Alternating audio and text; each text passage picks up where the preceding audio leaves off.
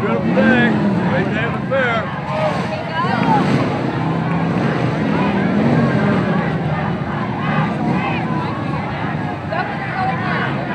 Okay, yeah, let's go. How you doing? Thank you.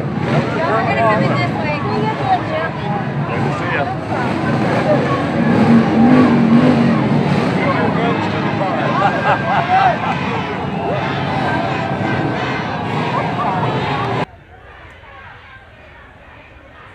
All right, good afternoon, everybody. Very exciting day at the fair. First time in 12 years, Republican Day at the fair is Governor's Day at the fair. It's a big deal. We're out to celebrate, and this state fair is phenomenal. This fair is about celebrating all that's wonderful and proud here in the state of Illinois, celebrating our heritage of agriculture. And I've been at the fair all day, every day, and it's been extraordinary meeting with the people of the state. Today we're talking about how we're going to help rebuild the Republican Party, make Illinois a true democracy with two parties functioning in it rather than only one party. We've had one party controlling our state government for 12 years.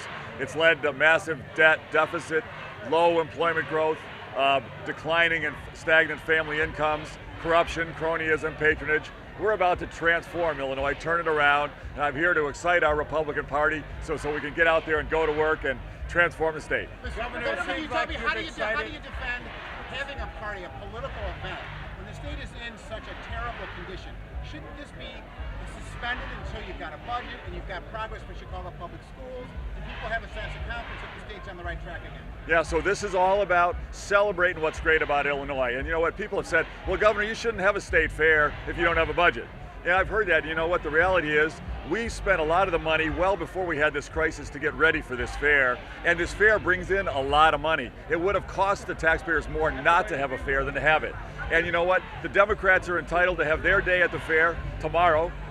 We're having our Republican Day. This is all part of the process. How do you explain that to people across the street who say that you can pay for this, but you can't pay for my home care? Well, a lot of this was already paid for, and this brings in revenue to pay for itself. And that raises an important point. You know, we've recommended a bill this spring to create a foundation so that private citizens and businesses could donate to the fair to fund it, so taxpayers don't have to fund it. Speaker Madigan refused to call that bill. That was a great bill for taxpayers. It would have been a reform, a small reform in the right direction, so we didn't have to put pressure on taxpayers to pay for this. Speaker Madigan refused to call the bill.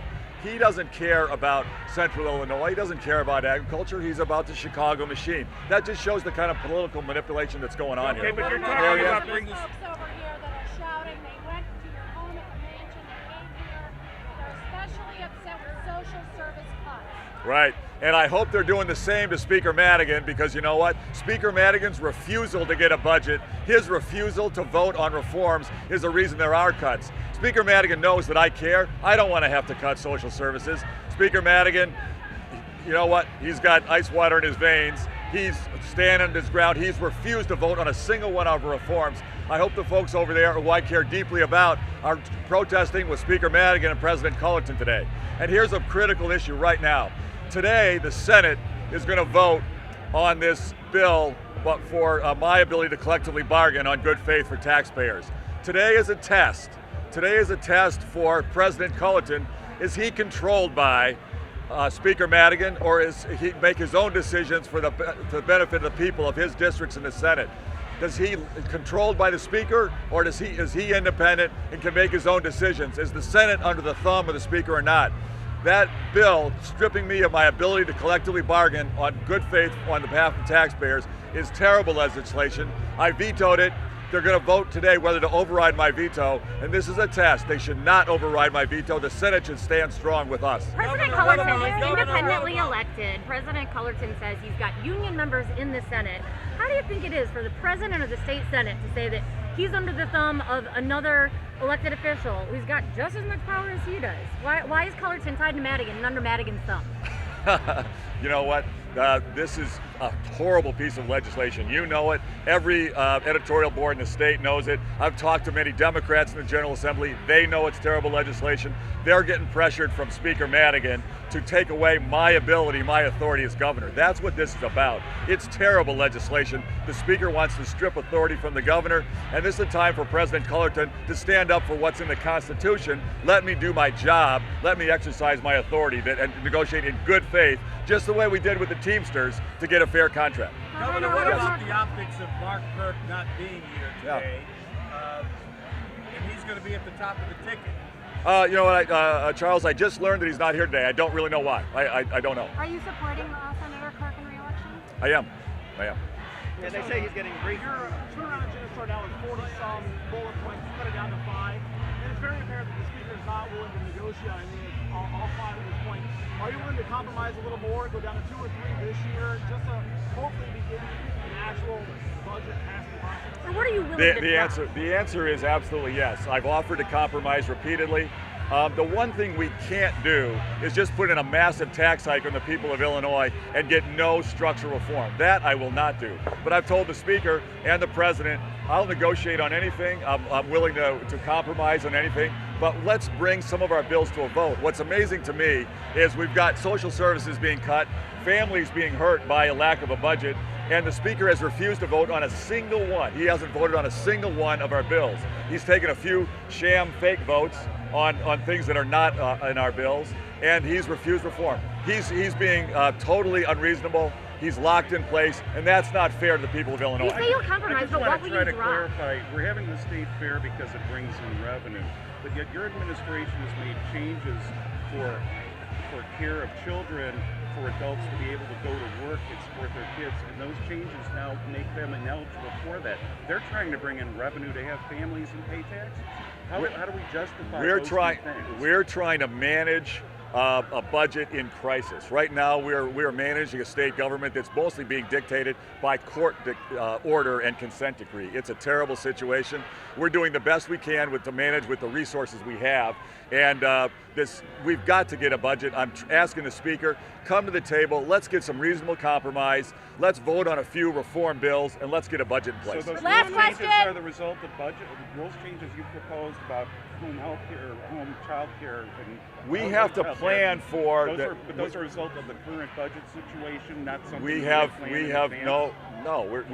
those decisions we're making management decisions up and down inside the government. We're looking everywhere we can to manage with limited resources as best we can. That's what this is about. You keep saying you'll compromise, but Thank what you will you guys. drop? Thank you. Thanks, Governor. Thank you. Hey, Chelsea, coming at you where we were at.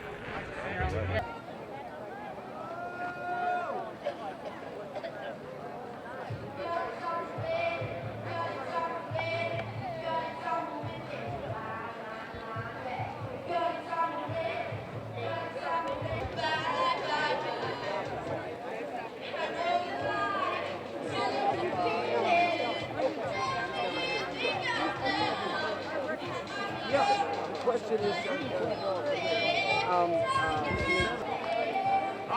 just like him, fair, be fair. Be fair. No more cuts. He matter. We matter.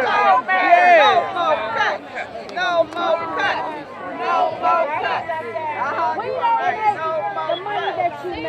We can't afford to spend $100,000 a year on wine, as much as I would like to, but you're taking away our livelihood. You're taking away our way of life. You're just stepping on us, crushing us. Yeah, taking away childcare. Look at all these faces. We're out here representing, we're out here showing every race, creed, and color, every section is out here to let you know what you are doing is unfair, and you need to get it right and make it right, and we need to make it right now. That's right. We're not going to take this. We're not going to take it. Stop taking from the poor. Yeah, he's going to balance the budget off of our backs. We're already the lower class, and now their What are we medication. supposed to have to live So off of? he never been through that. He don't know what he's doing. He needs to be out.